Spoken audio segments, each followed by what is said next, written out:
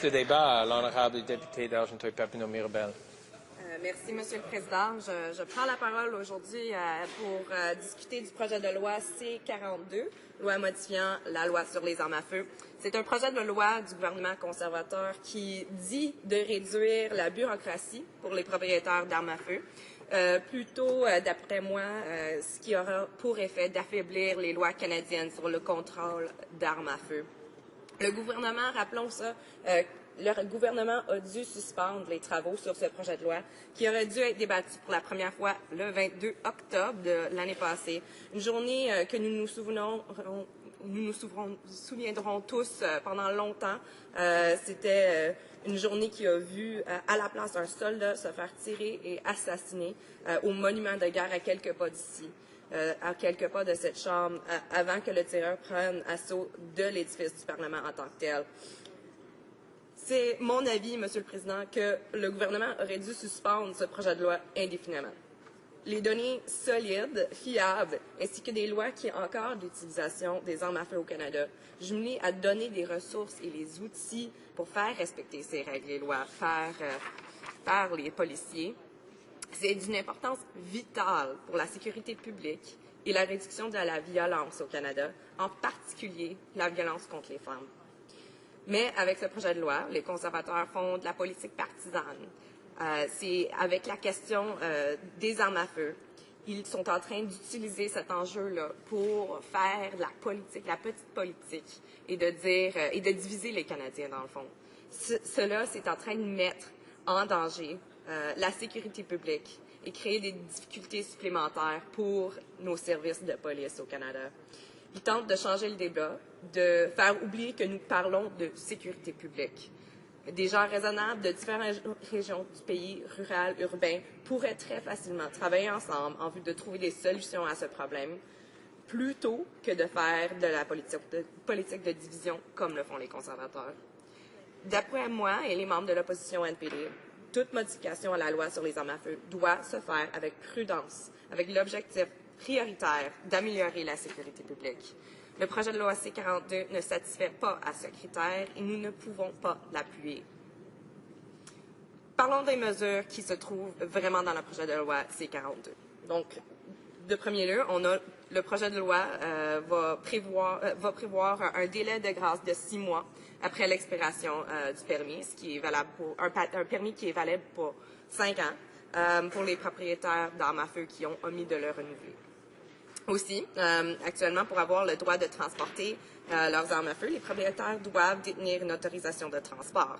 Ils doivent en faire la demande auprès d'un de leurs contrôleurs d'armes à feu provinciaux. L'autorisation leur permet de transporter une arme particulière en direction et en provenance d'un lieu précis.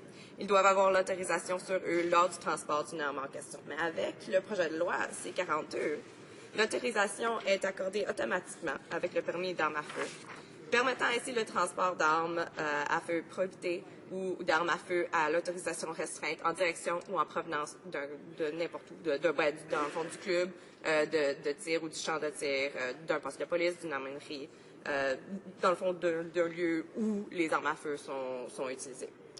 Le projet de loi aussi donne un nouveau pouvoir au cabinet d'annuler les définitions de classement d'armes à feu figurant à l'article 84 du Code criminel au moyen de règlements prévoyant des exceptions. Ainsi, par l'intermédiaire d'un règlement, le cabinet pourrait classer dans la catégorie des armes à feu sans restriction des armes qui correspondraient normalement à la définition d'armes à feu prohibitées ou à l'autorisation restreinte. Alors qu'à l'heure actuelle, la classification des armes à feu s'effectue en fonction des évaluations faites dans le cadre du programme canadien des armes à feu administrées par la GRC. Cette classification est ensuite approuvée par le ministre de la Sécurité publique. Donc, les problématiques avec ça, bon, le délai de grâce, c'est problématique parce qu'un permis d'arme à feu permet aux services de police et aux autres autorités compétentes d'accéder aux renseignements les plus à jour sur le propriétaire d'une arme. Ça, c'est important et on en a beaucoup discuté lorsqu'on parlait du registre d'armes à feu. C'est important pour les services de police de pouvoir savoir qui a une arme à feu et où, quel type d'arme à feu et où est en train d'être transportées ces armes à feu.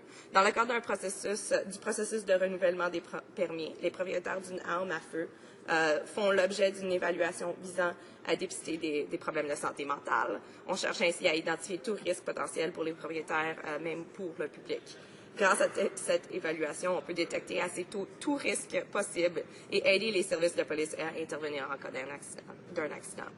Le délai prévu peut retarder l'accès à cette information et donc peut vraiment entraîner des risques très sérieux pour la sécurité publique.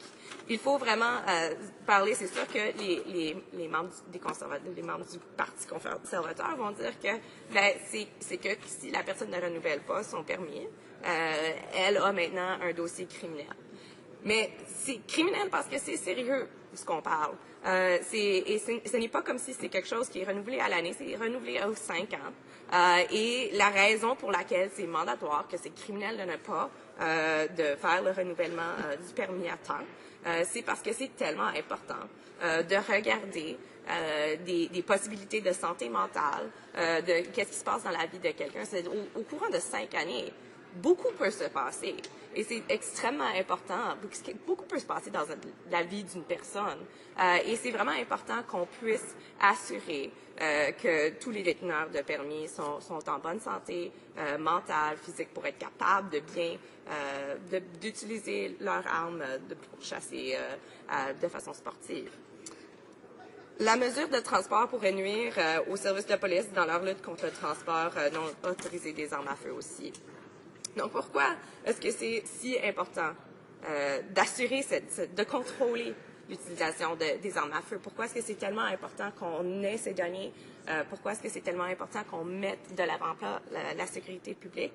Bien, nous n'avons pas comme but ici de s'attaquer aux Canadiens des régions rurales ou les chasseurs simplement parce qu'ils possèdent des armes. Non, c'est pas du tout ça. C'est vraiment pour mettre de l'avant-plan la sécurité publique. Ce sont quand même des armes.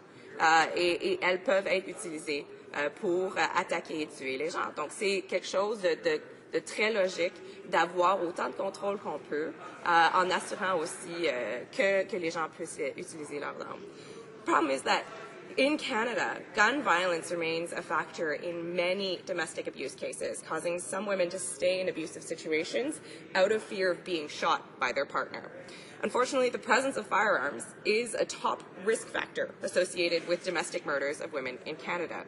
In 2009, nearly 75,000 incidents of violent crime against women by current or former spouses, or someone they were by current or former spouses, or someone they were otherwise in an intimate relationship with. And these are the ones that were reported to police. It's estimated that over 70% of such incidents go unreported. Women are 3 to 4 times more likely than men to be victims of spousal homicide. And according to the most recent data available from Statistics Canada in the past decade, from 2000 to 2009, over a quarter of women killed by a current or previous partner were by means of firearms. Most women killed with guns are killed with legally owned guns. Family and intimate assaults involving firearms were 12 times more likely to result in death than intimate assaults that did not involve firearms.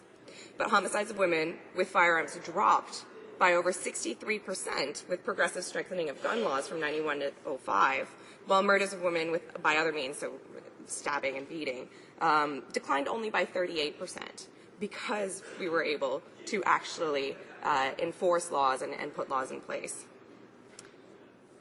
Monsieur le Président, ça fait maintenant 25 ans, le 6 décembre 1989, que 14 jeunes femmes dans le massacre de Polytechnique ont été tuées de façon violente simplement parce qu'elles étaient femmes.